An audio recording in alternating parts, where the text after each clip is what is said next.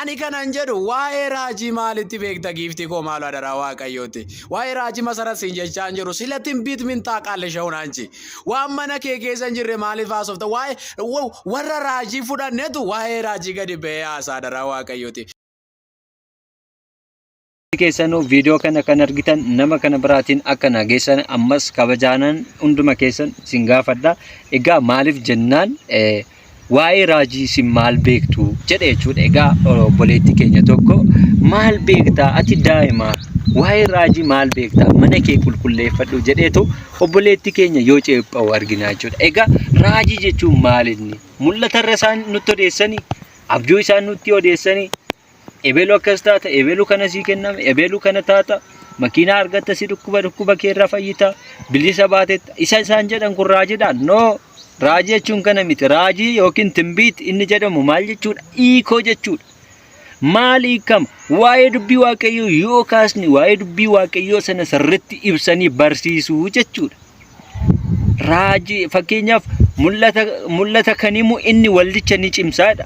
Ergaa qulqullicha Phaawulos gara warra Qorontos boqonnaa 14 gubbaarratti mul'ata sana kan dubbatu maalidha? Raajii kan dubbatu waldaa sana ni cimsaadha. Kana jechuun wangeela dhugaa sana hiikee yoo barsiise namni akka qalbeeffatu hin ta'a. Fakkeenyaaf dubbii waaqayyoo keessatti jalqaba jechatu ture. Jechi jedhu jechisuun eenyu akka ta'e Iyesuus Kiristoos akka ta'e addunyaa dura Iyesuus Kiristoos akka jiru yoo ibsu inni maal jechuudha?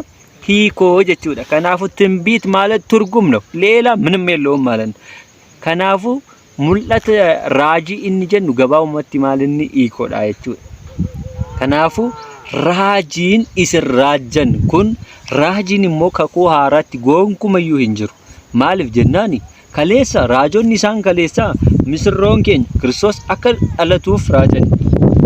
Misirroon keenya gooftaan keenya fayyisaa keenya Iyesuus Kiristoos akka dhalatuuf Isaayyaas raajiraas hundumti isaanii raajan Daani'eel raajee jechuudha. Isaan eenyuuf raajaniif Kiristoos isa jiraata dachee gubbaarratti dhalatuuf raajanii jechuudha. Kanaafuu Kiristoosiif raajan isaan kunoo warri arra raajiidha jettan kun Kiristoosiin dhalannee lammata dhalataa jettanii nu raajjumoo Kiristoosiin jiru jennee akka duubatti deebinu immoo raajiin keessan maal fayyada? Raajaa fi dhugaa angafa lubbootaa kan ta'e Iyesuus Kiristoos qofa jechuudha kakuu haaraatti. Kanaafuu raajii wanti jedhamu gonkumayyuu hin jiru jechuudha. Gonkuma raajiidha waa'een kanarraacha abjuu nuti raajinaa jechuudha. Abjuu miti kun nuti kan nuti barbaadu. Kan nuti barbaadnu sagalee jireenyaa kan ta'e sagalee mootummaa waaqayyoo nu dhaalchisuu ta'u hiikoo kitaaba qulqulluu hiikanii raajii kan jedhame barsiisuudha jechuudha. Kanaafuu afaan aaraa jettanii uummata walitti bukeessatan afaan aaraas wanti jedhamu hin jiru jechuudha.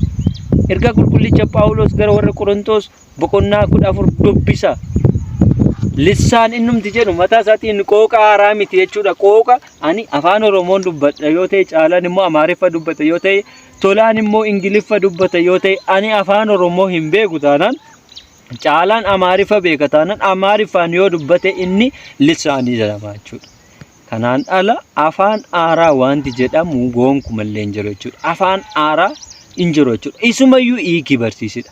Maal nutti habjoottu habjuu keessaa yoo hin baane jechuudha. Kanaafuu afaan aaraanis hin jiru raajaanis hin jiru. Kanaafuu manni kiristaanaa keenya waan xaragamuyyuu hin qabu jechuudha.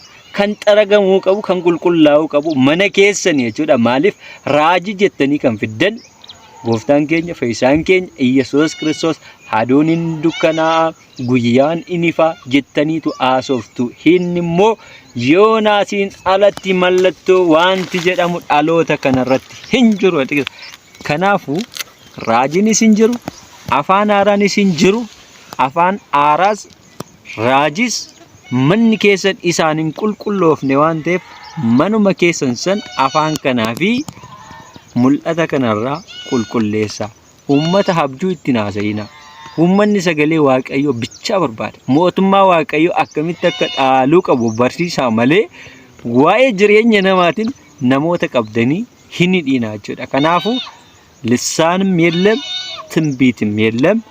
ልሳን ቋንቋ ነው፣ ትንቢት ደግሞ ትርጉም ነው። ከዚህ ውጪ ምንም የለም። Kanaafuu obboleessa koo hin dogoggoriin, afaan haaraas hin jiru, raajinis hin jiru jechuudha. Kanaafuu kitaaba qulqulluu dubbisi. Raajaan keenya dhugaan Iyyasuus Kiristoosiin alatti raajota waan jedhamu hin qabnu. Kanaafuu raajonni isaan kun raajota sobdoota jechuudha. Kanaafuu gooftaan maal jedha? Bara dhumaatti hin dhufu, maqaa kootiin namoota hedduu hin dogoggorsiisu. Isaan kun raajota keessan kanadha jechuudha. Saba Waaqayyo wangeela irraa kan dogoggorsiisan, afaan haaraa jedhanii namoota kan ceephaan. Kanaafuu manni keenya mana qulqulluudha. Manni keessan garuu ammas hin qulqulloofne waan ta'eef wangeelli isin hin galle kan jennuuf jaalannee miti. Kanaafuu gadi jedhaati dubbisaa. Galatooma.